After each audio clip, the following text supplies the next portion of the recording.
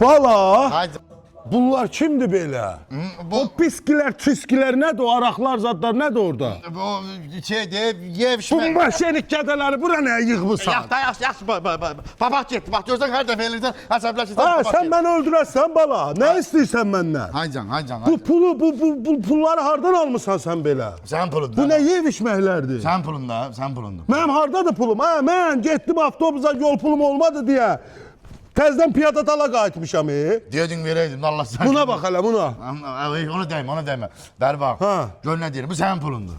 Ay. Çocuklardan. Hardan da, hardan? Bu babadan qalan maşın Ha. var. Eşit. Hamısı bunun puludur. Satmışsan nə maşını? Satmamışam. Tıncıqdım mən, həyəcanlanırım. Satmamışam. Ha. Təz dedin ki, babanın əmanətidir, sata bilmərəm. Gəldi. Ona görə bunu apardım, saldım bir hafta kreditə. Ay Allah, getdi maşın. Yox, getmədi.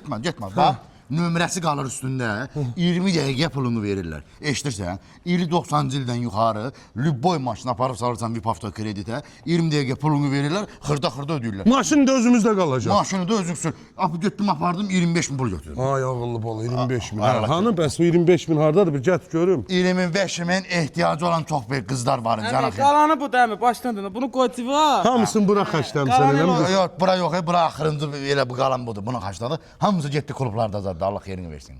Saat dedim axırıncı şot verməyək. Dana Hə, mən də deyirdim evin yarımçıq qalmışdı, evimiz Yox, sən üzərdədir. bəri bax, sən belə. Sən 2 iş də işləyə bilərsən, 2 min. Ödəyə yox etdim. Çox xeyirsiz evlad oldun. Çörəyi Sağ ol. dizinin üstündə oldun Sən sən. rəqi deyirsən, o dizin batır. Hə, bu saxta dur. Rəsul. Ay, dədənə demədim, bir də məndə qalıb. İki də. İki də ye.